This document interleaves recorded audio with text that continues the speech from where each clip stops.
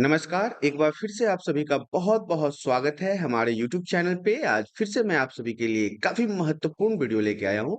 आज हमारा वीडियो जो है वो सिंपल पेपर को लेके होने वाला है, खासकर क्लास 11th के बच्चों के लिए जो पॉलिटिकल साइंस है, उसमें आप सभी को पता है कि सिंपल पेपर से बहुत सारे प्रश्न फाइनल एग्ज़ाम में पूछे जाते हैं। तो आज हम आप सभी के एग्ज़ाम के प्रिपरेशन के लिए सिंपल पेपर लेके आए हैं। सिंपल पेपर में जो भी प्रश्न दिए जाते हैं वो कुछ न कुछ खास होता है क्योंकि एग्जाम के लिहाज से ये काफी महत्वपूर्ण होता है। तो आइए शुरुआत करते हैं आज क्लास 11th पॉलिटिकल साइंस राजनीतिक विज्ञान सिंपल पेपर। और ये 2024 जो इस बार के एग्जाम में पूछा जाना है इन्हीं प्रश्नों के ऊपर है और ये नए सिलेबस के अनुसार है।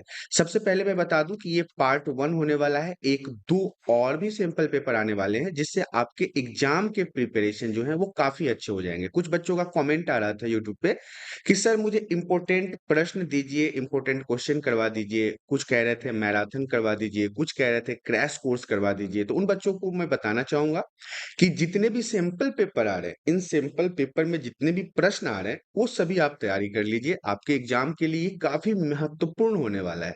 तो शुरुआत करते हैं इसके सबसे पहले प्रश्न से। सबसे पहले प्रश्न शुरुआत करने से पहले देख लीजिए सैंपल पेपर का थोड़ा सा दृश्य। सैंपल पेपर में क्या-क्या है? एक तरह से ये एक नमूना प्रश्न पत्र है जो एग्जाम में आपको इसी की तरह रहता है। अधिकतम अंक 80 नंबर का होगा, 80 नंबर, और 3 घंटे के एग्जाम का टाइम टेबल होगा। और इसमें बताया गया है कि कुल प्रश्नों की संख्या जो है वो 30 है, जिसमें ए खंड, बी खंड, सी खंड, डी खंड और ई खंड दिया गया है। और इन सभी खंडों का प्रश्न का जो नंबर है वो अलग-अलग होगा। जैसे बताया गया है कि 1 से 12 नंबर के जो प्रश्न होंगे वो 1 नंबर का होगा। प्रश्न 13 से 18 तक 2 अंकों का प्रश्न पूछा जाएगा। 19 से 23 तक जो है वो 4 अंकों का प्रश्न है और 24 से 26 तक जो है वो पैसेज वाले हैं, ये भी महत्वपूर्ण होगा। और 27 से 30 तक का जो है वो 6 नंबर के प्रश्न होंगे, जो आपको 170 से 180 वर्ड में आपको लिखने पड़ेंगे एग्जाम के लिए। इसके अलावा इसमें अथवा में भी मतलब ऑप्शन में भी आपको विकल्प में भी प्रश्न दिए जाते हैं। अगर आपको पहला प्रश्न नहीं आता है तो आप विकल्प वाले प्रश्नों को भी कर सकते हैं। मैं आपको संपूर्ण पेपर को करवाने वाला हूं, आप इसे अच्छे तरह से तैयार कर लीजिए। देखिए सबसे पहला प्रश्न जो आपका सिंपल पेपर का है वो ऑब्जेक्टिव है और जिसमें पूछा गया है कि भारतीय संविधान सभा की सर्वप्रथम बैठक कब हुई थी। क्वेश्चन को आपको एग्जाम में बड़े ध्यान से सुनना है। खासकर मैं उन बच्चों को फिर से बताना चाहता हूं जो क्रैश कोर्स के लिए कहते हैं, इंपोर्टेंट प्रश्न के लिए कहते हैं, सर कहते हैं कि कैसे भी एग्जाम का प्रिपरेशन करवा दो। तो बच्चों मैं आपके लिए बता रहा हूं, ये सारे प्रश्न आपके लिए काफी महत्वपूर्ण होने वाले हैं, जो आपके एग्जाम में 100% पूछे जाने की संभावना है। मैं आपको 3 से 4 सैंपल पेपर करवाऊंगा हर एक सब्जेक्ट के, और यदि आपने उन्हें सही तरीके से पढ़ लिया तो आपका एग्जाम समझ लो पार हो गया, आप अच्छे नंबर से पास हो जाओगे। तो आइए पहले प्रश्न की तरफ ध्यान देते हैं। पहला प्रश्न हमारा कहता है भारतीय संविधान सभा की सर्वप्रथम बैठक कब हुई थी। तो याद रखिएगा भारतीय संविधान सभा की सर्वप्रथम बैठक 9 दिसंबर 1946 में हुआ था। ऑप्शन सी जो है इसका सही उत्तर है। ऑप्शन सी जो है सही उत्तर है, याद रखिएगा। 9 दिसंबर 1946 में भारतीय संविधान सभा की सबसे पहली बैठक हुई थी। 1 नंबर का मार्क्स है इसमें, मैंने नीचे मेंशन भी कर दिया है कि 1 नंबर में आपसे ये प्रश्न पूछे जाएंगे। सेकंड प्रश्न की तरफ चलते हैं। दूसरा प्रश्न हमारा कहता है मोतीलाल नेहरू समिति, बहुत इंपॉर्टेंट है ये समिति, कई बार आपके चैप्टर में भी मैंने आपको इसको समझाया है। तो प्रश्न कह रहा है मोतीलाल नेहरू समिति ने अधिकारों की एक घोषणा पत्र की मांग कब उठाई थी। आप सभी को पता है कि मोतीलाल नेहरू ने अधिकारों की एक घोषणा पत्र की मांग उठाई थी, लेकिन यहाँ पे प्रश्न 1 नंबर में पूछा जा रहा है कि कब उठाया था, तो आप बताएंगे 1928 ईस्वी में। ऑप्शन बी जो है इसका सही उत्तर है, आपको याद कर लेना है। खासकर 11th क्लास पॉलिटिकल साइंस के लिए वेरी वेरी इंपॉर्टेंट है। हालांकि ये सारे ऐसे क्वेश्चन हैं जो मतलब ऑल टाइम इंपॉर्टेंट ही रहते हैं, लेकिन अभी तो मैं सिर्फ 11th के बच्चों के लिए बोल रहा हूँ कि आपके एग्जाम के लिहाज से काफी महत्वपूर्ण है। तो 1928 जो है इसका सही उत्तर है। नेक्स्ट प्रश्न कहता है निम्नलिखित में कौन प्रत्यक्ष लोकतंत्र के सबसे नजदीक बैठता है। प्रश्न नंबर 3, निम्नलिखित में कौन प्रत्यक्ष लोकतंत्र के सबसे नजदीक बैठता है? तो देखिए इसमें 4 ऑप्शन जैसे कि ऑब्जेक्टिव में रहते हैं वैसे ही दिया हुआ है। इसमें जो सबसे पहला ऑप्शन है ए, परिवार की बैठक में होने वाली चर्चा जो है ये इसका सही उत्तर है। Option A is the right answer. परिवार की बैठक में होने वाली चर्चा जो है वो प्रत्यक्ष लोकतंत्र का सबसे नजदीक बैठने वाला बैठक हो सकता है। आप इसे सही उत्तर के रूप में याद कर लीजिए। परिवार की बैठक में होने वाली चर्चा इसका सही उत्तर है। अगला प्रश्न हमारा कहता है रिक्त स्थानों को भरिए। आप सभी को पता है कि एग्जाम में तो रिक्त स्थानों को भरने के लिए भी बोला जाता है। जो पेपर आपके आते हैं 11th के फाइनल एग्जाम में उसमें इन्हीं तरह के क्वेश्चन दिए जाते हैं। ये सारे प्रश्न जो है वो सिंपल पेपर से उठाया गया है, तो आप इसे बड़े ध्यान से पढ़िएगा। प्रश्न कहता है जब भारत का संविधान लिखा जा रहा था, जब भारत का कॉन्स्टिट्यूशन लिखा जा रहा था, तब भारत को 1919 और डैश के अधिनियम के अंतर्गत संसदीय व्यवस्था के संचालन का कुछ अनुभव हो चुका था। तो देखिए यहाँ पे आपको भरना है 1935। याद रखिएगा 1919 और 1935 के अधिनियम के अंतर्गत जो संसदीय व्यवस्था है, जो संसद के हिसाब से संचालन होता है सरकार का, उसका अनुभव हो चुका था भारत के लोगों को जब वो संविधान लिख रहे थे। तो 1935 इसका सही उत्तर होगा।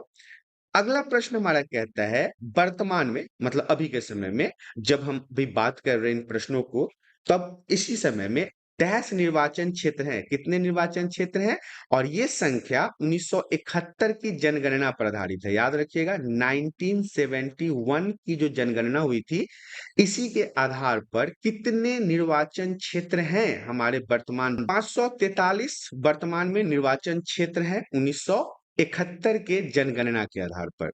अगला प्रश्न है न्यायपालिका की स्वतंत्रता का अर्थ है कि सरकार के अन्य 2 अंग डैश और कार्यों में किसी प्रकार की बाधा न पहुंचाए ताकि वो ठीक ढंग से न्याय कर सके। क्वेश्चन को बिल्कुल हमेशा एग्जाम में बड़े ध्यान से आपको पढ़ना है। क्वेश्चन क्या कह रहा है?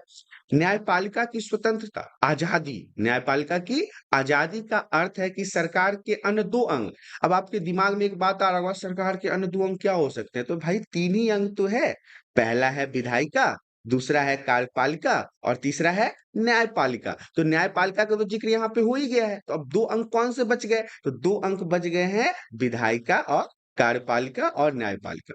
2 अंगों में आपको जब न्यायपालिका की बात हो गई है तो सिर्फ विधायिका और कार्यपालिका की हम यहाँ पे बात करेंगे। तो इन फिल इन द ब्लैंक्स में आपको विधायिका और कार्यपालिका को भर देना है। अगला प्रश्न हमारा कहता है निम्नलिखित कथन को सही करके पुनः लिखिए। मतलब कथन गलत है, इसे आपको सही करना है। तो कथन देखना पड़ेगा, वो पढ़ना पड़ेगा सही तरीके से। भारतीय संघ को मजबूत करने के लिए, भारत के संघ को मजबूत करने के लिए, स्ट्रॉन्ग करने के लिए भारतीय संविधान द्वारा एक सशक्त राज्य सरकार की स्थापना की गई है। देखिए अब ये जो कथन दिया हुआ है ये असत्य है। इसे क्या करना है? आपको सत्य बना के लिखना है, मतलब सही तरीके से लिखना है। तो आप सभी को पता है कि भारतीय संघ को मजबूत बनाने के लिए राज्य सरकार की स्थापना नहीं हुई थी, केंद्र सरकार की स्थापना हुई थी। क्योंकि राज्य देश को नहीं चलाता है, कौन चलाता है देश को? केंद्र चलाता है। अगर केंद्र मजबूत होगा तो देश मजबूत होगा, देश मजबूत होगा राज्य मजबूत होगा, और फिर हमारा देश एक मजबूत श्रृंखला का निर्माण करता है। तो ये जो है ये सत्य है और ऊपर वाला असत्य है। तो जो गलत चीजें लिखी गई थी उसको हमने सही करके नीचे बताया गया है। अब आपको हम अगले प्रश्न की तरफ लेके चलते हैं। अगला प्रश्न हमारा कहता है निम्नलिखित कथनों की जांच सत्य और असत्य कथन के आधार पर कीजिए। प्रश्नों को हमेशा सही तरीके से पढ़ना है। मैं बार बार रिपीट कर रहा हूं क्योंकि अब आपके पास समय नहीं है। अब आपका समय जो है वो समाप्त हो चुका है और अब आपको सिर्फ और सिर्फ एग्जाम के प्रिपरेशन पे ही ध्यान देना पड़ेगा। तो यहाँ पे कहा जा रहा है कि जो कथन दिए गए हैं इनको सत्य और असत्य कथन के आधार पर आपको जांच करना है। तो कथन क्या कहता है? कथन कहता है आधुनिक समय में, मतलब वर्तमान समय में, अभी के समय में स्थानीय शासन के निर्वाचित निकाय सन 1882 के बाद 1882 के बाद अस्तित्व में आया। तो देखिए ये प्रश्न हमने चैप्टर में भी पढ़ा था और ये सही भी तो है, क्योंकि 1882 के बाद ही तो आधुनिक शासन, मतलब आधुनिक समय में जो स्थानीय शासन है, जो गांव के लेवल पे शासन है, जो मुखिया, सरपंच, पंचायत समिति, जिला पार्षद वाले शासन होते हैं, वो अस्तित्व में आए थे। तो ये सत्य होगा। अगला हमारा तथ्य कहता है अनुच्छेद 3 संसद विधि द्वारा संघ में नए राज्यों को प्रवेश दे सकती है। अनुच्छेद 3 आपको याद होगा कि संसद, अनुच्छेद 3 के बारे में कहा गया है कि संसद विधि द्वारा मतलब सांसदों के द्वारा, मेंबर ऑफ पार्लियामेंट के द्वारा क्या संघ में नए राज्यों को बना सकती है। यहाँ पे ये गलत टाइप हो गया है, ये सत्य होगा क्योंकि अनुच्छेद 3 के माध्यम से नए राज्यों को प्रवेश दिया जा सकता है। अगला हमारा प्रश्न कहता है निम्नलिखित उपयुक्त विकल्पों को चुने। ये आपका प्रश्न जो है वो VVI रहेगा। एग्जाम में तो 100% ये अभिकथन और व्याख्या वाले प्रश्न आपसे पूछे ही जाएंगे। सबसे पहले आपको क्या समझना है, सबसे पहले आप ये समझ लीजिए कि क्वेश्चन होता कैसे है। तो यहाँ देखिए क्वेश्चन में साफ साफ बताया गया है अभिकथन ए जो है, मतलब जो कहने वाला व्यक्ति है वो ए है और कारण उसका क्या है, आर है। दोनों सही है और कारण आर जो है वो अभिकथन की सही व्याख्या करता है। तो इस चीजों के बारे में बताना है। इसके अलावा अभिकथन ए और कारण आर अगर दोनों सही है लेकिन कारण आर अभिकथन की व्याख्या नहीं करता है तो इसके बारे में भी बताना है। अभिकथन ए अगर गलत है, मतलब सही है ही नहीं, लेकिन कारण आर सही है तो वो भी बताना है। और अभिकथन ए सही है लेकिन आर अगर कारण गलत है तो आपको कैसे आप इसे डील करोगे, इन प्रश्नों को कैसे लिखोगे ये देख लीजिए। तब देखिए अभिकथन ए क्या कहता है, भारतीय संविधान किसी एक शीर्षक में अटकने से इनकार करता है। मतलब अभिकथन ए ने कहा कि भारतीय संविधान, इंडियन कॉन्स्टिट्यूशन किसी एक शीर्षक में अटकने से इनकार करता है। तो कारण क्या है इसका कि भारतीय संविधान उदारवादी, लोकतांत्रिक, धर्मनिरपेक्ष, संघवादी, सामुदायिक जीवन मूल्यों को हामी, धार्मिक भाषाओं और अल्पसंख्यकों के साथ ऐतिहासिक रूप से अधिकार प्रदान करता है। कौन? भारतीय संविधान, इंडियन कॉन्स्टिट्यूशन उदारवादी लोकतांत्रिक है, धर्मनिरपेक्ष है हमारा देश, संघवादी है, बिल्कुल है, सामुदायिक जीवन के मूल्यों को वैल्यू देता है, धार्मिक इकाइयों को वैल्यू देता है, भाषाई अल्पसंख्यकों के साथ खड़ा होता है, वंचित वर्गों के प्रति संवेदनशील है, मतलब अल्पसंख्यकों के प्रति संवेदनशील है, उनका खास ध्यान दिया जाता है। तो उत्तर ए में आपको लिखना है कि अभिकथन ए और कारण आर जो है वो दोनों सही है, मतलब दोनों करेक्ट है, और कारण आर जो है वो अभिकथन ए की सही व्याख्या करता है, मतलब इसको एक्सप्लेन करता है। 1 नंबर का प्रश्न आपका यहाँ से तैयार हो गया है। अब हम आपको अभिकथन ए, मतलब इसी के दूसरे क्वेश्चन अभिकथन ए को बताते हैं। अब अगला अभिकथन हमारा कहता है नेल्सन मंडेला, याद होगा आपको, नेल्सन मंडेला ने किताब भी लिखा, बिना मतलब के जेल में अपना समय भी काटा और फिर अपने देश के सुप्रीमो लीडर भी बने। इनके ऊपर एक कहानी भी है जो मैंने आपको चैप्टर में बताया है। देखिए मैंने इन सभी चैप्टरों के वीडियोस ऑलरेडी बना रखे हैं और हमारे चैनल पे इनके प्लेलिस्ट भी हैं। आप उन वीडियोस को जाके देख सकते हैं, वो आपके एग्जाम के लिए महत्वपूर्ण है, इसीलिए मैं बोल रहा हूँ। आप उन वीडियोस को अगर एक बार देख लेते हैं तो शायद आपको समझ में आ जाएगा। देखिए ये तो मैं अपने तरफ से बोल रहा हूँ, लेकिन बच्चे आप अपने तरफ से जब वीडियो को देखोगे तो अगर आपको कोई परेशानी भी आती है, कोई दिक्कत आती है, कोई पॉइंट समझ में नहीं आता तो आप हमें कमेंट कर सकते हो। कमेंट का ऑप्शन तो है यूट्यूब पे, आप हमें कमेंट करोगे, हम कोशिश करेंगे कि आपके उस कमेंट में बताए गए प्रॉब्लम का सॉल्यूशन बहुत से बहुत अच्छे तरीके से दिया जाए। तो अब हम अभिकथन ए की तरफ चलते हैं। ये कहता है नेल्सन मंडेला ने दक्षिण अफ्रीका की स्वतंत्रता के लिए अपने जीवन के 28 वर्ष जेल में बिता दिए बिना किसी कसूर के। तो कारण आर में हम क्या है कि नेल्सन मंडेला ने अपनी आत्मकथा लॉन्ग वॉक टू फ्रीडम, देखिए यहाँ पे पुस्तक का भी नाम आ गया, कितने साल जेल में बिताया ये भी आ गया। ये सब भी प्रश्न तैयार होता है आपके एग्जाम के लिए, तो आप इसे सही तरीके से पढ़िए। नेल्सन मंडेला ने अपनी आत्मकथा लॉन्ग वॉक टू फ्रीडम पुस्तक में लिखा है। अब अभिकथन बी में देख लेते हैं, इसके उत्तर को देख लेते हैं। अभिकथन ए और कारण आर तो दोनों सही है, क्योंकि सही बात है नेल्सन मंडेला ने दक्षिण अफ्रीका की स्वतंत्रता के लिए काले गोरे के युद्ध को समाप्त करने के लिए 28 साल जेल में बिताया और जेल में उन्होंने कुछ पुस्तक भी लिखी, किताब भी लिखी जिसका नाम था लॉन्ग वॉक टू फ्रीडम। ये दोनों सही है, लेकिन कारण आर कथन की सही व्याख्या नहीं करता, क्योंकि ये पुस्तक लिखने में और उनके 28 वर्ष जेल में बीतने का ये जो कारण है वो सही दांवपेच यहाँ पे नहीं बैठ पाता है। इस प्रकार से आपको यहाँ पे ये लिखना पड़ेगा। इसी प्रश्न में अभिकथन ए अब क्या कहता है कि समानता की अवधारणा में यह निहित है कि सभी मनुष्य अपनी दक्षता प्रतिभा विकसित करने के लिए समान अवसरों के हकदार हैं। देखिए अभी कथन ए जो है ये तो सही बात कह रहा है, लेकिन कारण क्या कह रहा है, पुरुष स्त्रियों से बढ़कर है, यह एक प्राकृतिक सत्य है। अब देखिए ले, अब ये तो कारण कुछ और ही बता रहा है, अभिकथन कुछ और ही बता रहा है, तो आप कैसे लिखोगे कि अभिकथन ए तो सही है, हर व्यक्ति को समाज में जो व्यक्ति रह रहा है उसे अपनी दक्षता प्रूफ करने का फ्रीडम होना चाहिए, प्रतिभा विकसित करने का फ्रीडम होना चाहिए, समान अवसर का हकदार होना चाहिए, समानता का अधिकार होना चाहिए। लेकिन कारण आर तो कह रहा है कि पुरुष स्त्रियों से बढ़कर है, यह प्राकृतिक सत्य है। यहाँ पे तो ये लड़ाई लगवा रहा है, ये झगड़ा करवा देगा स्त्री और पुरुष में। तो अब ये कारण आर जो है ये गलत है, क्योंकि ऐसा कुछ नहीं है। आजकल महिलाएं भी पुरुष से कम है क्या? हर काम में महिलाएं बढ़ चढ़ कर भाग ले रही है, तो आपको लिखना पड़ेगा, लेकिन कारण आर जो है वो गलत है। अगले प्रश्न की तरफ बढ़िए। अगला प्रश्न हमारा देखिए, अब 1 नंबर का प्रश्न आपका यहीं तक था। देख लीजिए सारे 1 नंबर के प्रश्न हमने आपको करवा दिए हैं, और आशा करता हूं कि आपको ये सारे प्रश्न समझ में आ रहे होंगे, क्योंकि मैं आज बिल्कुल सही तरीके से आपको सिंपल पेपर करवा रहा हूं ताकि आपके एग्जाम के लिए बहुत महत्वपूर्ण है। तो यहाँ पे ध्यान रखिएगा कि 1 नंबर का प्रश्न अभिकथन तक तो हो गया। अब हम यहाँ से 2 नंबर के प्रश्नों की तरफ बढ़ रहे हैं, क्योंकि कई ग्रुप में आपका सिंपल पेपर बांटा गया है। तो अब हम 2 नंबर के पहले प्रश्न की बात करते हैं। तो पहला प्रश्न हमारा कहता है, राजनीतिक सिद्धांत के किन्हीं दो क्षेत्रों को समझाइए। 2 नंबर का प्रश्न है, वेरी वेरी इंपोर्टेंट, कि राजनीतिक सिद्धांत के किन्हीं दो क्षेत्रों को समझाइए। तो आपको बताना है कि राजनीतिक सिद्धांत के दो क्षेत्र, पहला क्षेत्र कौन सा है? तो पहला क्षेत्र है राज्य और सरकार का अध्ययन, पढ़ाई, जानकारी हासिल करना, ज्ञान हासिल करना। दूसरा क्या कहता है, शक्ति और राजनीतिक विचारधाराओं का अध्ययन। यहाँ पे आपको अध्ययन ही करना है। पहला में किसका?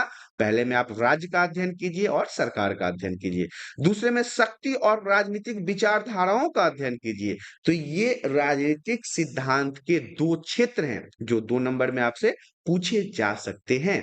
साथ ही साथ यहाँ पे आज पहली बार मैं YouTube के बीच में बता रहा हूं कि अगर वीडियो पसंद आ रहा है तो वीडियो को लाइक और चैनल को सब्सक्राइब जरूर कर लें, ताकि इसी प्रकार के एजुकेशनल वीडियो आपको हमेशा प्राप्त होता रहे। क्योंकि आने वाले समय में कई प्रकार के सिंपल पेपर, कई अलग अलग सब्जेक्ट के सिंपल पेपर आने वाले हैं, तो मैं नहीं चाहता कि आपके वो सिंपल पेपर कंप्लीट ना हो पाए या छूट जाए या नोटिफिकेशन ना आए, जिसके कारण आपका एग्जाम खराब हो जाए। तो आप अभी सब्सक्राइब कर लो, लाइक कर दो, ताकि मुझे भी मोटिवेशन मिलता रहे। अब हम आपको अगले प्रश्न की तरफ लेके चलते हैं। अगला प्रश्न भी 2 नंबर का है, नीचे आप ध्यान से देखते रहिएगा। 2 नंबर के प्रश्न और 1 नंबर के प्रश्न मैंने मेंशन कर रखा है। अगला हमारा क्वेश्चन कहता है, रॉल्स के अज्ञानता की अवधारणा से क्या तात्पर्य है, समझाइए। जॉन रॉल्स ने जो अज्ञानता की अवधारणा को बताया है उसे हमें समझाना है। तो देखिए रॉल्स ने अज्ञानता की अवधारणा से तात्पर्य बताया है कि हम खुद को ऐसी परिस्थिति में होने की कल्पना करें जहां हमें यह फैसला लेना पड़े कि समाज को कैसे संगठित किया जाए। मतलब हम खुद को ऐसे स्थान पे रख लें, ऐसे जगह पे रख लें कि अब हमें यह फैसला लेना है कि हम अपने पूरे समाज को, देश को, राज्य को, गांव को, कस्बों को कैसे इकट्ठा करें, संगठित करें, लोगों में भावनाओं का उत्पन्न करें। साथ ही हमें यह भी पता न हो कि समाज में हमारी जगह क्या होगी, हम समाज के लिए क्या मायने रखते हैं, ये हमें पता नहीं है। फिर भी हमें समाज को एक साथ लाने का, संगठन बनाने का, समाज को एक छत के नीचे लाने का कोशिश करें।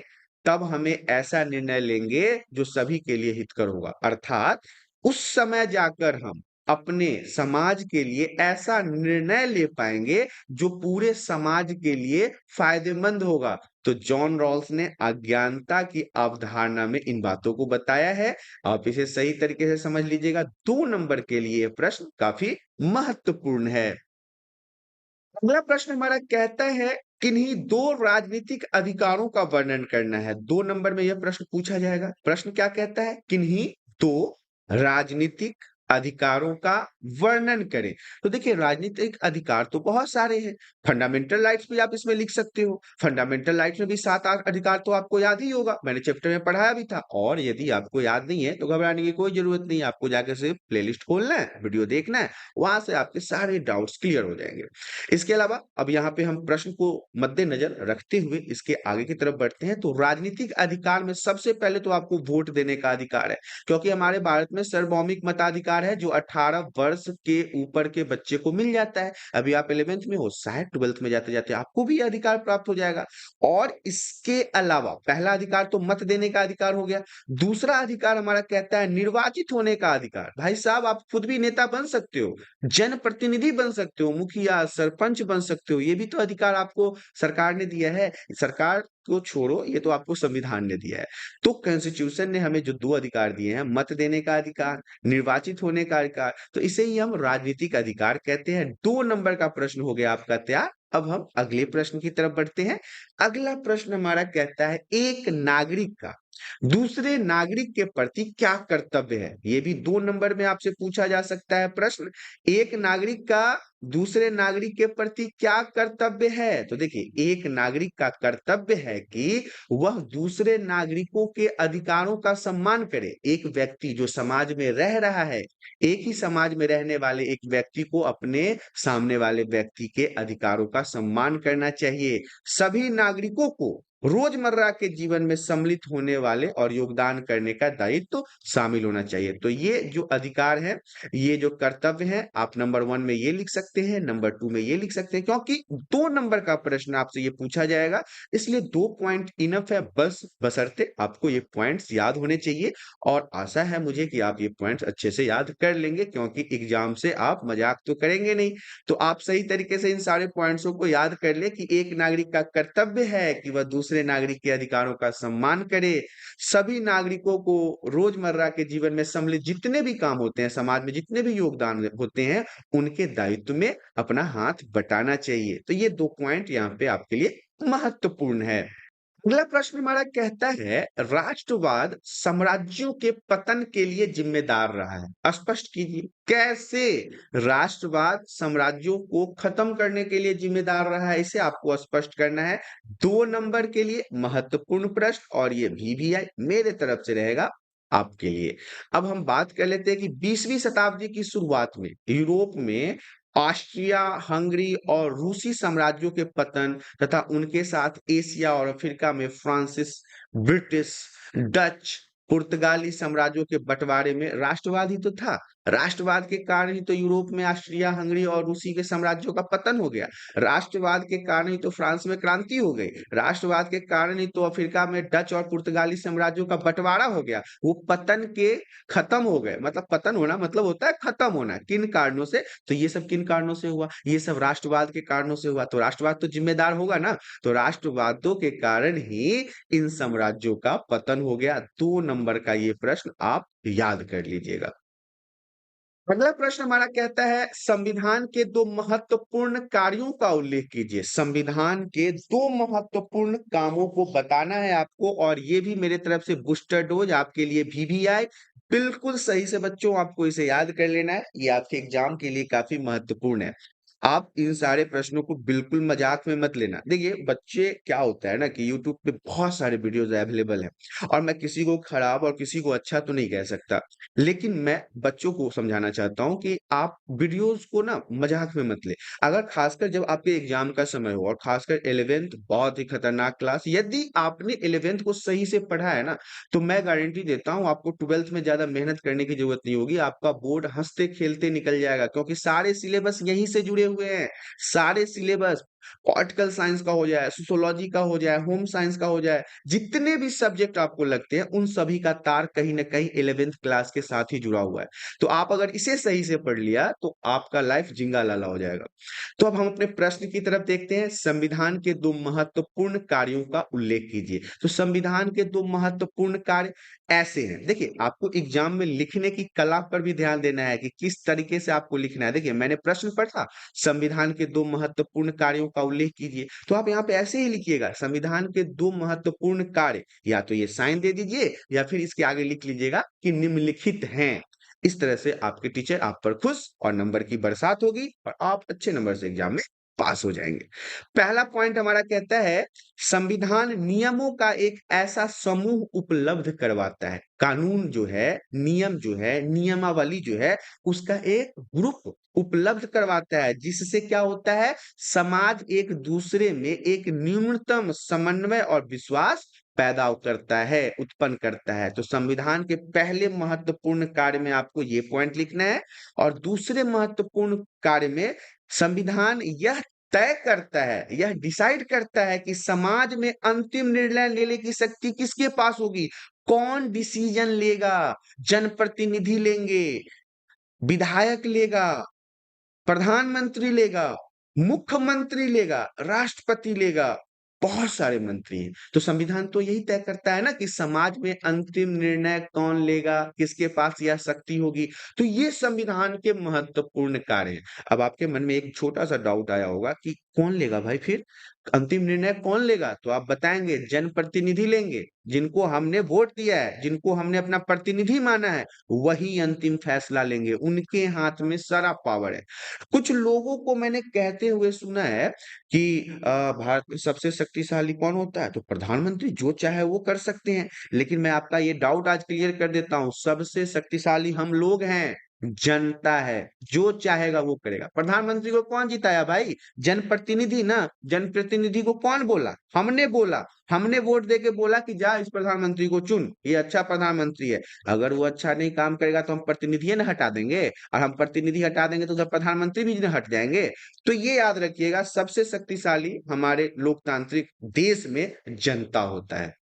अगला प्रश्न हमारा कहता है, हमें मौलिक अधिकारों की आवश्यकता क्यों है? ये भी 2 नंबर में काफी इंपॉर्टेंट, कि हमें फंडामेंटल राइट्स की आवश्यकता क्यों होती है, क्यों जरूरत है हमें मौलिक अधिकार का। तो देखिए, मौलिक अधिकार व्यक्ति के मूल विकास, मतलब उसको आगे बढ़ने में, सर्वांगीण विकास के लिए बहुत ही आवश्यक है। आपके पास अगर फंडामेंटल राइट्स नहीं होगा तो आप समाज में समानता, स्वतंत्रता, बंधुत्व, आर्थिक सामाजिक संस्कृति विकास लाने में मौलिक अधिकार का बहुत ज्यादा सहयोग होता है।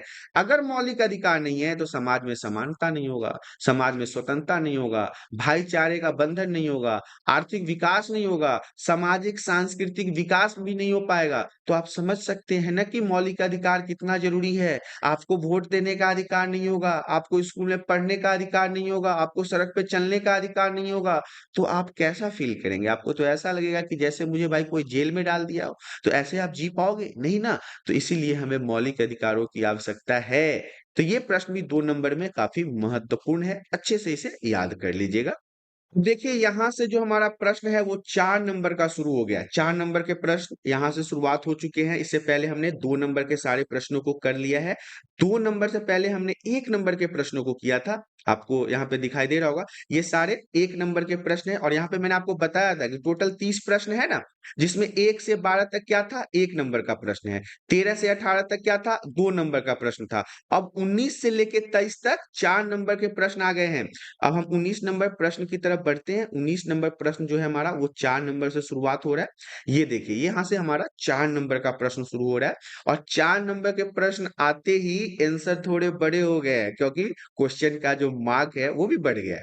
तो यहाँ पे आपको ध्यान देना है प्रश्न की तरफ, कि सर्वाधिक वोट पाने वाले की जीत होती है, और समानुपातिक प्रतिनिधित्व चुनाव व्यवस्था में कोई 4 अंतर लिखना है। तो देखिए, सर्वाधिक वोट पाने वाले की जीत और समानुपातिक प्रतिनिधित्व चुनाव व्यवस्था, इनमें आपको 4 अंतर लिखना है। क्या क्या डिफरेंस है इसके अंदर?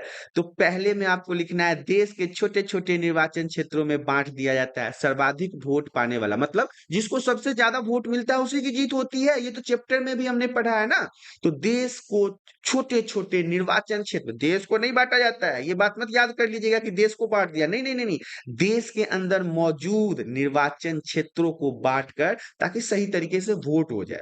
और दूसरे में क्या है कि पूरे देश को एक ही निर्वाचन क्षेत्र माना जाता है। समानुपातिक प्रतिनिधित्व चुनाव व्यवस्था में पूरे देश को एक ही दिन, एक ही तरीके से चुनाव करवाया जाता है। लेकिन सर्वाधिक वोट पाने वाले में क्या होता है कि अलग अलग टुकड़ों में चुन के तब वोट करवाई जाती है। दूसरा नंबर कहता है हर निर्वाचन क्षेत्र में एक प्रतिनिधि चुना जाता है। ये तो आपको पता है, विधायक साहब को, सांसद साहब को, ये हमारे यहाँ वाली व्यवस्था है ना, सर्वाधिक वोट पाने वाले की जीत होगी, कि हर निर्वाचन क्षेत्र में एक जनप्रतिनिधि को चुना जाता है। लेकिन यहाँ क्या होता है, एक से अधिक प्रतिनिधि चुने जाते हैं। अब सही बात है, टुकड़ा तो बांटा नहीं भाई, तो पूरे देश के लिए तो कई सारे प्रतिनिधि चुनना ही पड़ेगा। लेकिन हमारे यहाँ इन छोटे छोटे टुकड़े, एक टुकड़े में एक प्रतिनिधि, दूसरे टुकड़े में दूसरा प्रतिनिधि, तीसरे में तीसरा प्रतिनिधि, ऐसे करके होता है। तो ये दो अंतर तो आपको समझ में आ गया। तीसरा अंतर हमारा कहता है मतदाता प्रत्याशी को वोट देता है। मतदाता मतलब हम आम आदमी किसको, जनप्रतिनिधि को वोट देते हैं। लेकिन यहाँ पे क्या होता है, समानुपातिक प्रतिनिधित्व चुनाव व्यवस्था में, कि मतदाता किसी भी प्रत्याशी को वोट ही नहीं देता, वो डायरेक्ट पार्टी को वोट देता है। जैसे कि बीजेपी को दे दिया, इसके बाद कांग्रेस को दे दिया, ऐसे चलता है। अब अगला पॉइंट हमारा कहता है प्रत्याशी को मतदाता व्यक्तिगत रूप से जानता है। जो भी वहां पे जनप्रतिनिधि चुनना है, जिसको जो वोट में खड़े होते हैं प्रत्याशी, जब तक तो वो जनप्रतिनिधि जीत नहीं जाता तब तक तो वो जनप्रतिनिधि होगा नहीं, वो क्या कहलाएगा, प्रत्याशी कहलाएगा।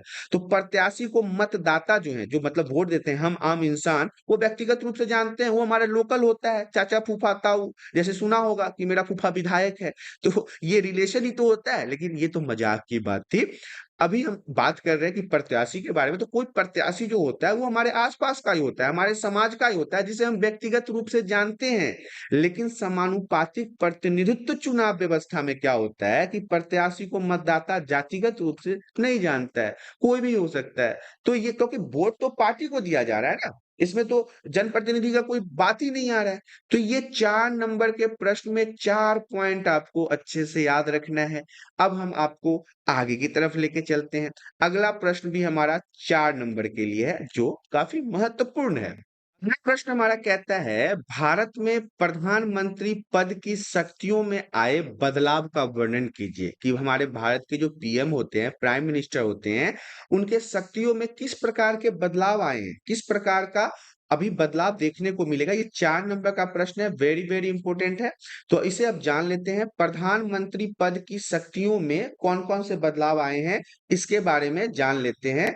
प्रधानमंत्री पद की शक्तियों में निम्नलिखित बदलाव आए हैं। अब कौन कौन से बदलाव है, आपको भी एग्जाम में बिल्कुल ऐसे ही लिखना है कि प्रधानमंत्री की शक्तियों में निम्नलिखित बदलाव आए हैं। पहला बदलाव तो यह है कि प्रधानमंत्री के चयन में, चुनने में, प्रधानमंत्री की चुनाव में राष्ट्रपति की भूमिका बढ़ गई है। 1 नंबर यहां से मिल जाएगा। जैसे ही आप ये पॉइंट लिखेंगे, 1 नंबर आपका तैयार हो गया।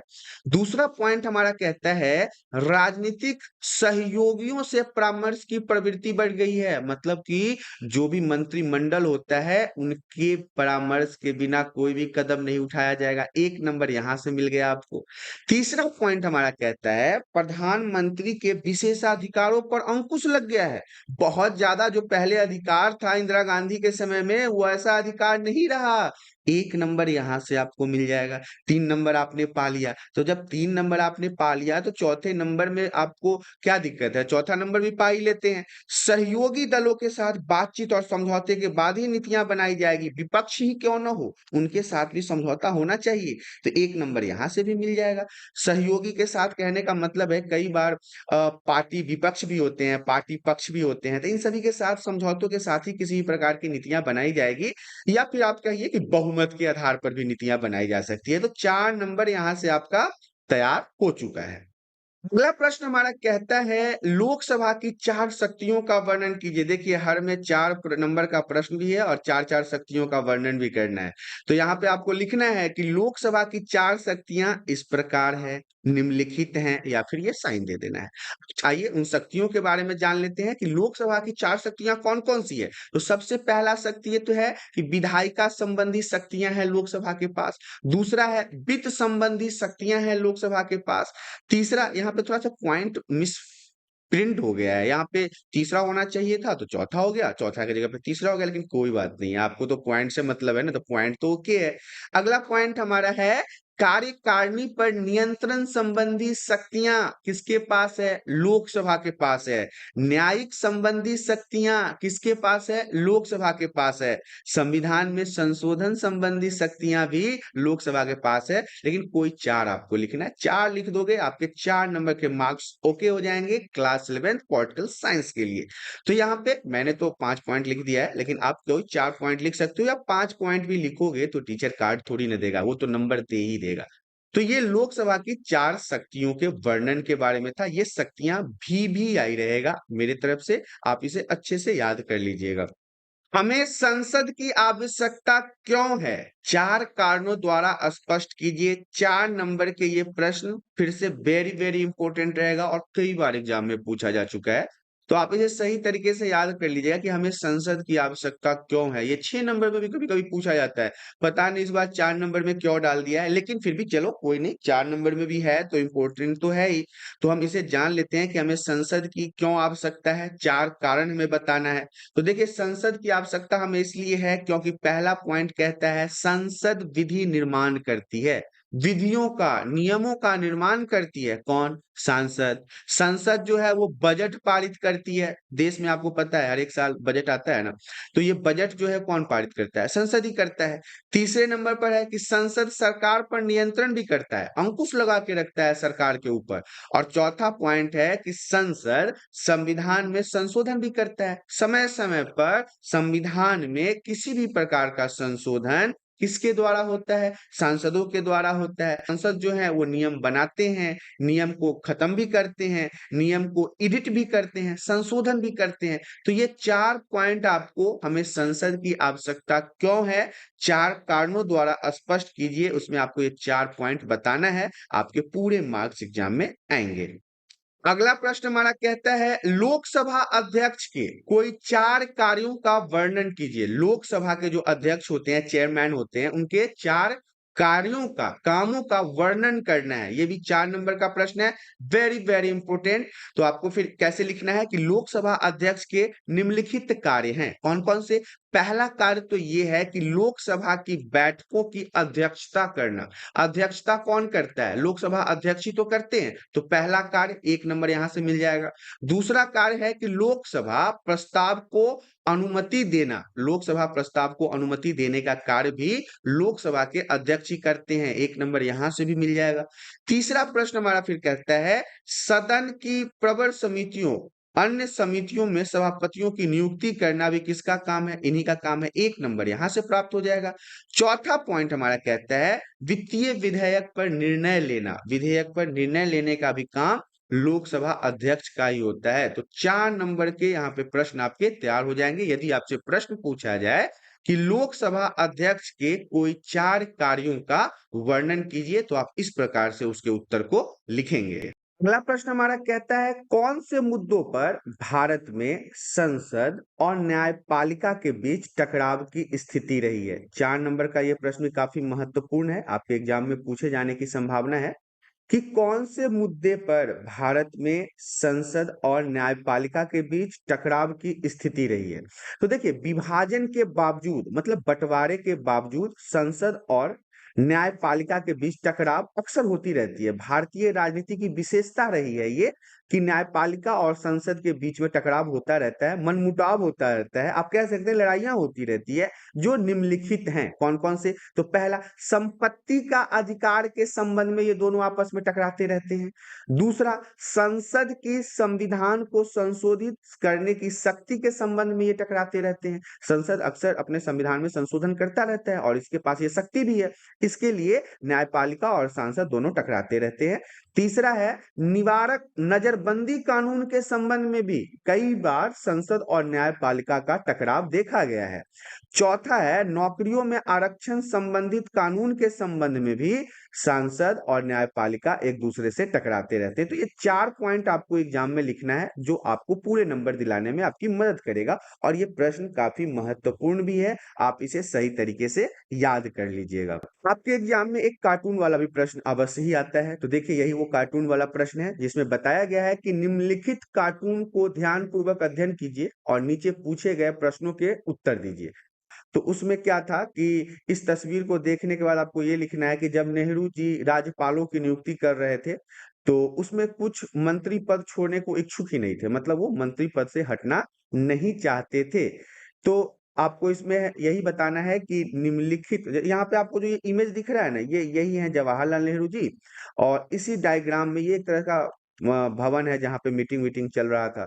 तो लिखा हुआ है, जब नेहरू राज्यपालों की नियुक्ति कर रहे थे, तो उनमें से कुछ मंत्री पद छोड़ने के लिए इच्छुक ही नहीं थे, वो मंत्री पद नहीं छोड़ना चाहते थे।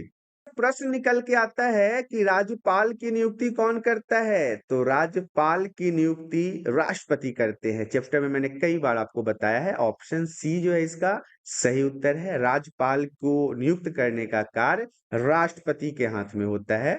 अगला प्रश्न है इसी में, राज्यपाल की नियुक्ति कितने वर्ष के लिए होती है? तो राज्यपाल की भी नियुक्ति ना 5 वर्ष के लिए होता है, 5 इयर्स के लिए होता है, 5 वर्ष। ऑप्शन डी इसका सही है और ऊपर वाले का ऑप्शन सी सही है। एक एक नंबर के मार्क्स इसमें से आपके आएंगे।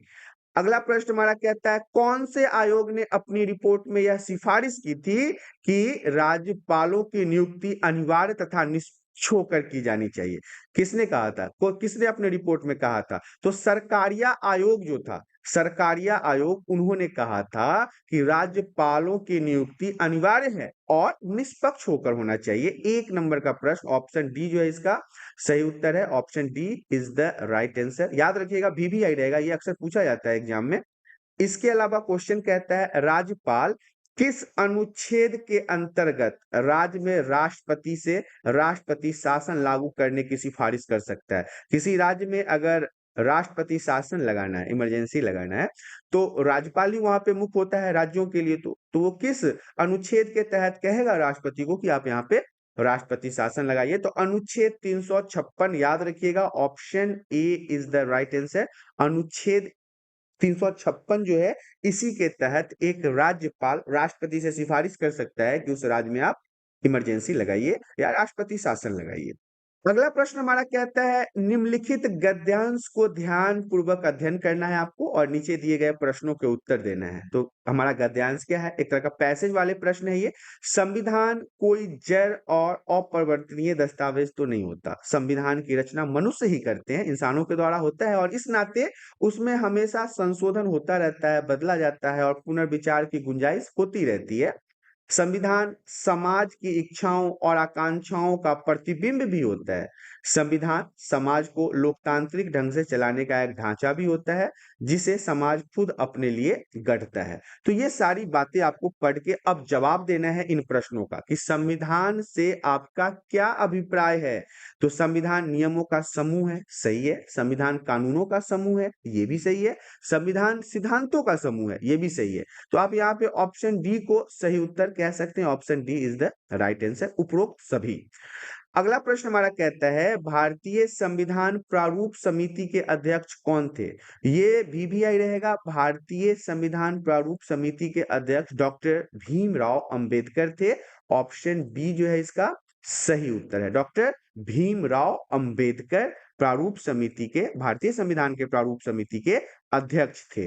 अगला प्रश्न हमारा कहता है, भारतीय संविधान की जीवंतता का क्या प्रमाण है? तो देखिए, भारतीय संविधान के जीवित होने का क्या प्रमाण है? तो आपको बताना है कि समय की मांग के अनुसार, मतलब समय के अनुसार संविधान में संशोधन होता रहता है। ऑप्शन सी जो है इसका सही उत्तर होगा। जिस समय जरूरत लगता है संविधान में संशोधन होता रहता है, इसलिए इसे हम जीवंतता को कहते हैं, मतलब जीवंत दस्तावेज के रूप में भी जानते हैं।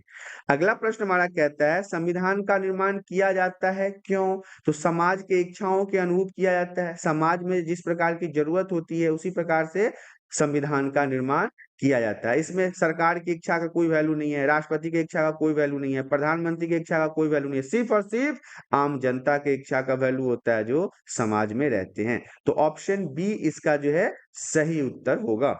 आपको मानचित्र वाले प्रश्न भी आपके एग्जाम में पूछे जाते हैं। प्रश्न ऐसा रहता है कि भारत में रेखा मानचित्र के द्वारा 4 द्विसदनात्मक विधानसभा वाले राज्यों का नाम बताइए। तो उत्तर तो मैंने आपको पहले ही बता दिया, आंध्र प्रदेश है, उत्तर प्रदेश है, तेलंगाना है, महाराष्ट्र है, कर्नाटक है, बिहार है। तो कोई तो 4 आपको बताना है, क्योंकि 4 नंबर का प्रश्न यहाँ से आपका तैयार होता है। ये जो आंध्र प्रदेश, महाराष्ट्र, उत्तर प्रदेश, कर्नाटक, तेलंगाना, बिहार, ये सब जो है वो द्विसदनात्मक विधानसभा वाले राज्य हैं। लेकिन आपको 4 में बताना है, और ऐसे ही आपको मानचित्र दिया रहेगा, आपको इन्हीं मानचित्र के अंदर वो फिल करना है। तो देखिए आंध्र प्रदेश कहाँ है, तो मैं आपके लिए मानचित्र भी लेके आया हूँ। देखिए आंध्र प्रदेश, ये आंध्र प्रदेश है हमारा, तो नंबर 1 तो ये हो जाएगा आपका, ये द्विसदनात्मक। और उसके बाद महाराष्ट्र है, तो हम ये रहा हमारा दूसरे नंबर पे महाराष्ट्र, आप इसे फिल कर देंगे। अब हमारा तीसरे नंबर पे है उत्तर प्रदेश, तो ये हमारा उत्तर प्रदेश है तीसरे नंबर पे, ये देखिए इसे आपको फिल करना है। अब हमारा है कर्नाटक, अब हम कर्नाटक की तरफ चलते हैं। अब तमिलनाडु यहाँ हमारा हो गया, अब हम कर्नाटक यहाँ पे नंबर 4 को डाल देते हैं। ये 1 2 3 4 हो गया कर्नाटक। अब हम बढ़ते हैं तेलंगाना की तरफ। तेलंगाना अभी नया राज्य है, नंबर 5 हमारा तेलंगाना हो गया, और इसके बाद हमारा बिहार है। अब हम बिहार की तरफ बढ़ते हैं, नंबर 6 हो गया हमारा बिहार। इस प्रकार से आपने देखा कि आपके जो द्विसदनात्मक विधानसभा वाले राज्य हैं उसे आपको फिल कर लेना है। 4 नंबर में ये भी बहुत ही महत्वपूर्ण प्रश्न है। अब हम आपको आगे की तरफ बढ़ते हैं। आगे अब हमारा 6 नंबर का प्रश्न शुरू हो गया है। अब हम 6 नंबर के प्रश्नों की बात करेंगे। इससे पहले मैं बता दूं कि 4 नंबर वाले प्रश्न हमारे ये यहाँ तक समाप्त हो गए हैं। ये सारे जो प्रश्न थे वो 4 नंबर के थे, और 4 नंबर का प्रश्न भी यहाँ पे तो 2 नंबर का आ गया है। इससे आगे जितने भी प्रश्न थे वो 4 नंबर के प्रश्न थे। 4 नंबर के प्रश्न आपके कंप्लीट हो गए हैं। अब हम 6 नंबर के प्रश्न की तरफ आ गए हैं। 6 नंबर के प्रश्न में सबसे पहला प्रश्न हमारा है, जनहित याचिका किस प्रकार गरीबों की मदद कर सकती है। जनहित याचिका के बारे में तो सुना होगा ना आपने। तो जनहित याचिका जो है वो किस प्रकार से गरीबों की मदद करता है। जनहित मतलब जनता के हित में किया गया याचिका जनहित याचिका कहलाता है। तो जनहित याचिका एक कानूनी कार्य होता है जिसे नागरिक अपने जनहित के मुद्दों को लेकर या समाज के हित में आवेदन करते हैं। गरीबों की मदद करने के लिए जनहित याचिका निम्नलिखित तरीकों से मदद करती है। कौन कौन से तरीके हैं? तो सबसे पहला तरीका आर्थिक सहायता। जनहित याचिका दायर करने के दौरान नागरिक आर्थिक सहायता के लिए अनुरोध कर सकता है। दूसरा है स्वास्थ्य सुविधाएं। नागरिक जनहित याचिका दायर करके स्वास्थ्य सुविधाओं के लिए अनुरोध कर सकता है। तीसरा है शिक्षा। शिक्षा मतलब जनहित याचिका के माध्यम से जो आम पब्लिक है वो शिक्षा के मामलों में आवेदन कर सकते हैं। अधिकार प्राप्त करना, राज्य सरकार द्वारा भेदभावपूर्ण व्यवहार को रोकना, ये सब जनहित याचिका के द्वारा होता है। राज्यों के द्वारा कार्य करते समय केंद्र सरकार का हस्तक्षेप न करना, ये भी जनहित याचिका के द्वारा लोग याचिका कर सकते हैं।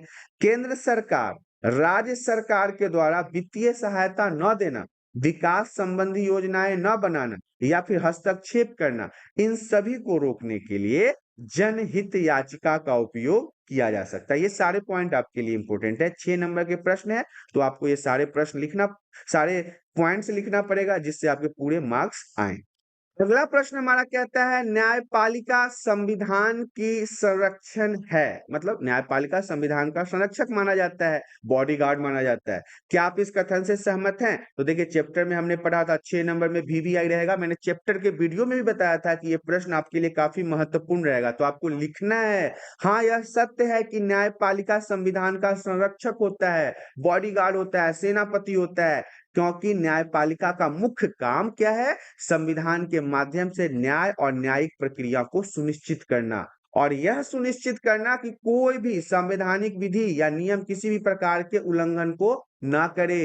इस तरह न्यायपालिका संविधान के माध्यम से देश में कानून और क्रांतिकारी परिवर्तनों की रक्षा करता है, तथा इसके अलावा और जो न्यायपालिका है ये क्या करता है? मौलिक अधिकारों की रक्षा करता है, फंडामेंटल राइट्स की रक्षा करता है, न्यायिक पुनर्वालोकन करता है, न्यायिक सक्रियता बरकरार रखता है, समाज एवं आर्थिक न्याय का महत्वपूर्ण निर्धारण का रक्षा भी करता है। तो ये सारे पॉइंट्स आपको लिखने हैं 6 नंबर के प्रश्न में। अगर आपसे पूछा जाए कि न्यायपालिका संविधान का संरक्षक है। आप इस कथन से सहमत है? तो हाँ है, क्योंकि हमारे मौलिक अधिकार का रक्षा करता है, न्यायिक पुनर्वालोकन करता है, न्यायिक सक्रियता रखता है, सांसदों की मनमानी करने से रोकता है, सरकार को मनमानी करने से रोकता है, क्रांतिकारी परिवर्तन को रोकता है। तो ये सारी चीजें आपको इसके पॉइंट्स में लिखने पड़ेंगे।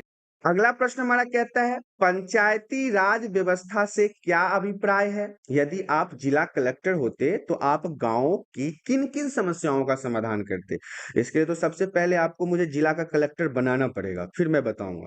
लेकिन मजाक से हटके यहाँ पे मैं उत्तर की तरफ आता हूँ कि गांव में स्थानीय शासन को पंचायती राज कहा जाता है। इसके 3 स्तर होते हैं, ये वेरी वेरी वेरी इंपॉर्टेंट रहेगा। 3 स्तर होते हैं। पहला स्तर तो ग्राम पंचायत है, दूसरा मंडल है और तीसरा जिला पंचायत है। मैं इसको फिर से कह रहा हूं, वेरी वेरी वेरी इंपॉर्टेंट है। सबसे नीचे यानी पहली पायदान पर ग्राम पंचायत आता है। ग्राम पंचायत के दायरे एक अथवा एक से ज्यादा गांव के अंतर्गत ही होता है, मतलब 1 2 3 4 गांव के अंतर्गत ही ग्राम पंचायत का कार्य होता है। दूसरा है मंडल, मध्यवर्ती स्तर अर्थात बीच का स्तर, यानी बीच का पायदान। मंडल मतलब होता है खंड, ब्लॉक या तालुका भी इसे कहते हैं।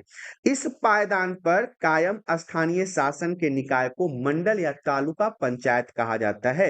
लेकिन जो सबसे बड़ा होता है वो होता है जिला पंचायत। सबसे ऊपर वाले पायदान पर जिला पंचायत का स्थान होता है। इसके दायरे में जिले का पूरा ग्रामीण इलाका आता है। पूरे एक जिला में जितना गांव होता है ना, वो सारे गांव जिला पंचायत के अंतर्गत ही आता है। मंडल में, ग्राम पंचायत में पहले जान लीजिए कि 1 2 3 4 गांव आते हैं, लेकिन मंडल बीच वाला ब्लॉक होता है, इसमें कई सारे गांवों को जोड़ा जाता है। लेकिन एक जिले में पूरे जिला के अंतर्गत आने वाले सभी गांवों को जोड़ा जाता है। तो पंचायती राज व्यवस्था का तो यही अभिप्राय है। अगर जिला कलेक्टर होता तब मैं क्या करता, अब इसके बारे में बात करते हैं। यदि मैं जिला कलेक्टर होता तो मैं गांव के कई सारे मुद्दों का समाधान करता, या मुझे करना पड़ता, ये मेरा कर्तव्य है। कुछ समान समस्याएं ऐसे होती है, जैसे कृषि का विकास, कृषि योजनाओं की समीक्षा, खेती बाड़ी से जुड़ी समस्याओं का समाधान देता। दूसरा है स्वच्छता और स्वास्थ्य पर ध्यान देता। सार्वजनिक स्वास्थ्य, गांव में बहुत ज्यादा स्वास्थ्य से जुड़ी संबंधी समस्याएं होती है। अच्छे अच्छे हॉस्पिटल नहीं होते, अच्छे डॉक्टर्स नहीं होते, अच्छे तरह से दवाई मुहैया नहीं हो पाता, तो इन समस्याओं का समाधान करवाता। तीसरा, शिक्षा के ऊपर ध्यान देता कि स्कूल की स्थिति को ठीक करता, शिक्षा की गुणवत्ता को बढ़ाता, शिक्षक की जो कमी है उसे दूर करता। यदि सभी कार्य में पंचायती राज के 3 स्तरों द्वारा हो सकता तो स्थानीय स्तर पर सरकारी निर्णय लेते और स्थानीय विकास में सहायता प्रदान करते, अगर मैं जिला कलेक्टर होता तो। लेकिन मैं फिलहाल नहीं हूं, तो जैसा चल रहा है वैसा चलने दीजिए। आप इन पॉइंट्सों को याद कर लीजिए, आपके एग्जाम के लिए काफी महत्वपूर्ण है, क्योंकि 6 नंबर का प्रश्न है और ये भी आई है। अगला प्रश्न की तरफ बढ़ते हैं। अगला प्रश्न हमारा कहता है, यदि आप अपने गांव के सरपंच होते, यार पहले कलेक्टर बना के सीधा सरपंच, पहले ही सरपंच बना के कलेक्टर बनाया होता। अब कह रहा है प्रश्न हमारा, यदि आप अपने गांव के सरपंच होते तो समाज आपके कार्यों को किस प्रकार की बाधा उत्पन्न करता, और तब आप उन बाधाओं से कैसे छुटकारा पाते? मान लीजिए कि मैं गांव का सरपंच हूं, तो समाज में हमें किन किन अड़चनों का सामना करना पड़ता, इसके बारे में बताना है। तो देखिए, अगर सरपंच होता तो कई बाधाएं आ सकती थी। यह बाधाएं विभिन्न प्रकार की हो सकती है, जैसे लोगों के भावनात्मक विभाजन, विभिन्न विचारधारा का समर्थन, विरोध से उत्पन्न होने वाले साथ ही साथ कुछ संसाधनों की कमी भी इसका योगदान ले सकता था। लेकिन तकनीकी समस्या और सामाजिक रूप से पिछड़ावा, ये सारी चीजें जो हैं एक सरपंच के अपने गांव में आने वाली कुछ समस्याएं हैं। इन बाधाओं से निकलने के लिए पहले तो मुख्य बाधाओं को पहचानना जरूरी होता है कि ये सारी बाधाएं आ कहां से रही है। ये सारी बाधाएं जो आ रही है वो शिक्षा से आ रही है, तो पहले शिक्षा पे सुधार करो। संवाद और समन्वय, बैठ के विचार बनाओ, मीटिंग करो, सुलझाने जितना भी विवाद है उनको बैठ के आपस में सुलझाओ। सामाजिक संरचना तैयार करो, समाज के विभिन्न वर्गों और समुदायों को सम्मिलित करो। जब भी मीटिंग हो रहा हो तो ये नहीं कि बड़े बड़े बाबूजी ही बैठेंगे, समाज के सभी वर्गों के लोगों को शामिल करो ताकि उन्हें अपनत्व का भावना जगे। संसाधनों का निर्माण करो, गणना करो कि क्या है उनके पास, क्या नहीं है उनके पास, जिस चीज की कमी है उसे पूरा करो। तो ये सारी चीजें जो हैं आपके 6 नंबर के प्रश्न के लिए काफी महत्वपूर्ण है। यदि आपको सरपंच बना दिया जाए तो आप अपने गांव में किस प्रकार से विकास करेंगे, किस प्रकार की बाधाओं को दूर करेंगे, और कौन कौन सी बाधाएं आपके साथ उत्पन्न हो सकती है। अगला प्रश्न हमारा कहता है, अभिव्यक्ति की स्वतंत्रता का क्या अर्थ है? आपकी राय में इस स्वतंत्रता पर समुचित प्रतिबंध क्या होंगे, उदाहरण सहित बताना है। 6 नंबर में वेरी वेरी इंपॉर्टेंट प्रश्न है। आपको इसके उत्तर में लिखना है, अभिव्यक्ति की स्वतंत्रता अपने विचारों को प्रकट करने की आजादी की अभिव्यक्ति की स्वतंत्रता है। व्यक्ति अपने विचार को कहकर या फिर लिखकर या किसी माध्यम से प्रकट कर सकता है, ये उसकी आजादी है। भारतीय संविधान के अनुच्छेद 19 द्वारा प्रतिबंधों के कारण लोगों की स्वतंत्रता कायम रह सकती है। बहुत ज्यादा प्रतिबंध नहीं लगाए जा सकते हैं, वो स्वतंत्रता में बाधा उत्पन्न करते हैं, लोगों की स्वतंत्रता में, फ्रीडम में, फंडामेंटल राइट्स में बाधा उत्पन्न कर सकते हैं, इसलिए इन्हें नहीं लगाया जा सकता। उदाहरण यह हो सकता है कि एक व्यक्ति अपने सोशल मीडिया प्रोफाइल पर अपने विचारों को स्वतंत्र रूप से व्यक्त कर सकता है, उसके मन में जो आए वो लिख सकता है, किसी पार्टी से डर नहीं, किसी गुंडे से डर नहीं, किसी समाज के अव्वल लोगों से डर नहीं, वो अपनी खुशी या दुखी जो भी राय हो वो उसके साथ साझा कर सकता है, ये स्वतंत्रता है उसकी। लेकिन यदि कोई व्यक्ति ऐसी अभिव्यक्ति करता है जो किसी धर्म के खिलाफ हो, समुदाय के खिलाफ हो, अन्य व्यक्ति को अपमानित करता हो, तो वह स्वतंत्रता का दुरुपयोग कर रहा है और इसके लिए उसको सजा हो सकता है, उस पे प्रतिबंध लगाया जा सकता है। अक्सर आप उत्तर प्रदेश में देखते होंगे कि योगी के खिलाफ कोई कुछ बोल दिया, मोदी के खिलाफ कुछ बोल दिया, अभी-अभी राम मंदिर के खिलाफ एक किसी ने कुछ बोल दिया, उसको तो घर से उठा के ले गया, बहुत पेला है उसको। इतना मार मारा ना, क्योंकि वो धर्म के खिलाफ हो गया ना, समुदाय के खिलाफ हो गया, एक भाषा के खिलाफ हो गया। अभी राम मंदिर बन रहा है भाई, पूरा देश हर्षोल्लास मना रहा है और उसमें कोई राम मंदिर को उड़ाने की बात कर दे, भाई साहब पूरा आग लग जाएगा ऐसे में तो। इस तरह अभिव्यक्ति की स्वतंत्रता का मतलब है कि व्यक्ति अपने विचारों को बेहद और अच्छे तरीके से व्यक्त करने के लिए हक रखता है, लेकिन दूसरे किसी की हानि न पहुंचे, दूसरे किसी समुदाय की बेइज्जती न हो, अपमानित न हो, ये भी उसे ध्यान रखना पड़ेगा। इस प्रकार से आपका ये 6 नंबर का भी प्रश्न तैयार हो जाता है। अगला प्रश्न हमारा कहता है, जॉन एस्टुअर्ट मिल के हानि सिद्धांत का वर्णन करो। भी आई रहेगा, वेरी वेरी इंपॉर्टेंट, पिछले साल भी पूछा गया था, इस साल भी पूछा जाएगा। जॉन एस्टुअर्ट मिल ने अपने निबंध, उन्होंने जो किताब लिखी ऑन लिबर्टी में बहुत प्रभावपूर्ण तरीके से इस बातों को उठाया है, किसको, हानि के सिद्धांत को। उन्होंने उनके इसी विचारों को, इसी विमर्श को हानि का सिद्धांत कहा जाता है। उन्होंने कहा है, जिसमें उन्होंने बताया है कि किसी के कार्य करने की स्वतंत्रता में व्यक्तिगत या सामूहिक रूप से हस्तक्षेप करने का इकलौता लक्ष्य क्या होता है? आत्मरक्षा होता है, समाज की भलाई होती है। किसी सदस्य के इच्छा के खिलाफ पूरी शक्ति का प्रयोग करना सिर्फ उसे और समाज को हानि से बचाना होता है, इसीलिए इसे हम हानि का सिद्धांत कहते हैं। मिल ने यहाँ एक महत्वपूर्ण विभेद भी सामने रखा। मिल के स्व संबंध और पर संबंध कार्यों में भी अंतर बताया। स्व संबंध मतलब अपने समाज के, अपने व्यक्ति के आपसी रिलेशन, और पर संबंध मतलब दूसरों के साथ होने वाले रिलेशन। स्व संबंध वे कार्य है जिनके प्रभाव जो है वो केवल कार्य करने वाले व्यक्ति पर ही पड़ता है। मतलब कुछ ऐसा काम कर दो जिससे नुकसान सिर्फ तुम्हें ही हो रहा हो, लेकिन कुछ ऐसा काम न कर दो जिससे नुकसान पूरे समाज का हो रहा हो, इसे हम पर संबंध कार्य कहते हैं। सारांश इसका क्या है, इसको आप शॉर्ट में क्या कह सकते हैं, किसी के कार्य करने की स्वतंत्रता में व्यक्तिगत या सामूहिक रूप से हस्तक्षेप करने का इकलौता उद्देश्य आत्मरक्षा होता है। सभ्य समाज के किसी सदस्य के इच्छा के खिलाफ शक्ति का औचित्यपूर्ण उपयोग एकमात्र लक्ष्य और हानि से बचाना हो सकता है। हानि पहुंचाने वाले कार्यों पर प्रतिबंध लगाए जा सकते हैं और इसी को आप क्या कहेंगे, हानि का सिद्धांत कहेंगे। 6 नंबर का प्रश्न ये आपका तैयार हो गया। और जॉन स्टुअर्ट मिल के हानि का सिद्धांत जो है वो काफी महत्वपूर्ण है, इसे सही तरीके से आप याद कर लीजिएगा। अगला प्रश्न हमारा कहता है, सामाजिक न्याय की स्थापना के लिए सरकार द्वारा लागू किए जाने वाले 3 सिद्धांतों की व्याख्या करें। तो देखिए, सामाजिक न्याय की स्थापना के लिए सरकार द्वारा लागू किए जाने वाले 3 सिद्धांत किस प्रकार के हो सकते हैं। तो पहला तो है कि समान लोगों के बीच समानता का बर्ताव, सभी के लिए समान अधिकार, भेदभाव की मनाही हो जाए। नागरिकों को उनके वर्ग, जाति, नस्ल और लिंग के आधार पर नहीं बल्कि उनके काम और कार्यों के आधार पर जांचा जाना चाहिए। मतलब कि अब समाज में कई प्रकार के जाति के लोग रहते हैं, तो उनको उनके जाति के हिसाब से मत जज कीजिए, समानता दीजिए सब में। अगर भिन्न जातियों के 2 व्यक्ति एक ही काम कर रहे हैं तो उन्हें समान सैलरी दीजिए, समान उनको पैसा मिलना चाहिए। चाहे कई बार महिला और पुरुष काम कर रहे हैं तो पुरुष को ज्यादा, महिला को कम। क्यों भाई महिला को कम क्यों, उनको भी तो, वो भी तो सेम काम कर रहे हैं ना, तो समान वेतन दो।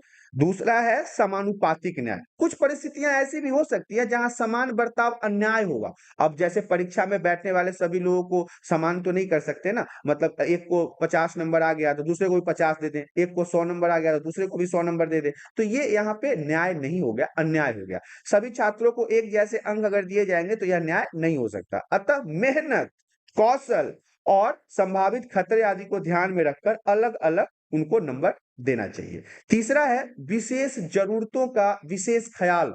जब कर्तव्यों एवं पारिश्रमिक का निर्धारण किया जाए तो लोगों की विशेष जरूरतों का ख्याल रखना चाहिए कि किस प्रकार की जरूरत उन्हें है। जैसे कुछ महत्वपूर्ण संदर्भों में समान नहीं होते हैं लोगों की जरूरत, कुछ भिन्न भिन्न ढंगों से बर्ताव होता है, कुछ का ख्याल किया जाना चाहिए। ये हमारी विशेष जरूरतों का विशेष ख्याल है। अगला प्रश्न हमारा कहता है न्याय के विभिन्न आयामों को सविस्तार व्याख्या कीजिए। तो देखिए न्याय के जो विभिन्न आयाम है वो पहला तो है विधिक न्याय, दूसरा है राजनीतिक न्याय। तो पहले विधिक न्याय के बारे में बात कर लेते हैं। यह न्याय विधियों और कानूनों के माध्यम से होता है।